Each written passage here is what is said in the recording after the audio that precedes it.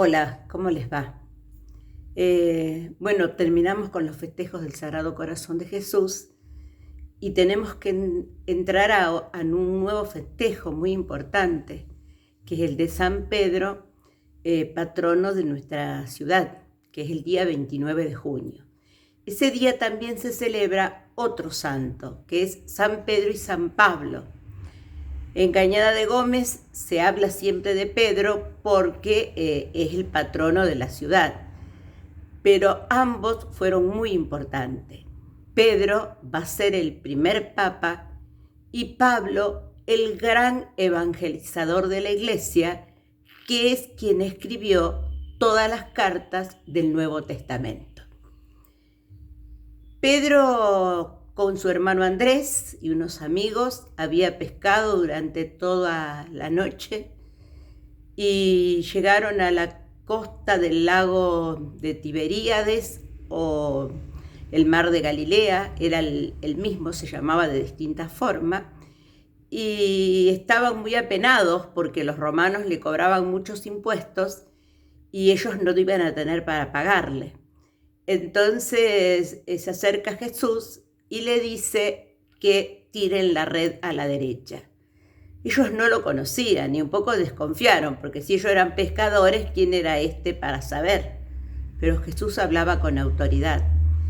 Y al tirar la red se llenó tanto de peces que parecía que se iba a romper. En realidad había 153 peces, que es un número simbólico en la Biblia.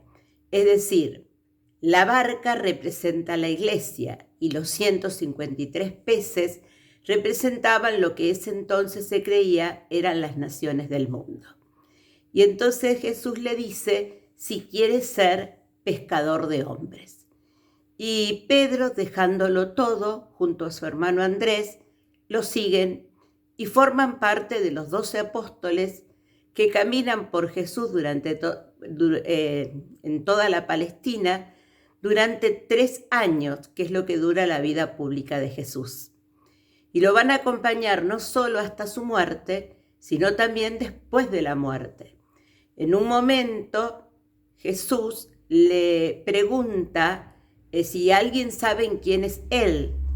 Y entonces van diciendo distintas cosas y Pedro dice que es el Mesías. Entonces Jesús le dice que esa es la respuesta correcta y que él le dice: Pedro, y sobre esta piedra, porque Pedro significa piedra, edificaré mi iglesia y te daré las llaves del cielo. En realidad hay muchos chistes sobre que Pedro te abre la puerta del cielo, pero quiso decir que los pecados que él perdonara nos abrirían las puertas del cielo, y a los que no fueran perdonados no nos serían abiertas las puertas del cielo.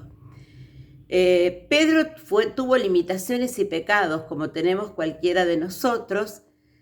Llegó a negar a Jesús 3 veces, tal como se lo había anunciado antes que cantara el gallo durante la pasión, pero se arrepintió tanto y lloró, que después de la resurrección, cuando Jesús le pregunta: Pedro, ¿me amas?, él le dijo que sí, y se lo preguntó 3 veces. Y Pedro, amargado, pero en realidad le preguntaba 3 veces porque 3 veces Pedro lo había negado.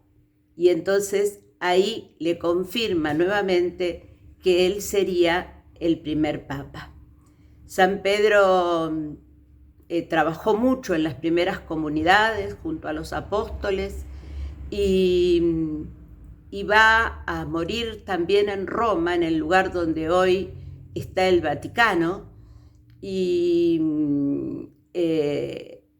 también muere con muerte de cruz, pero él dice que no es digno de morir como su maestro y va a morir cabeza abajo en la cruz. En su lugar está el Papa Francisco, es el Papa número 264, nunca se cortaron los papas.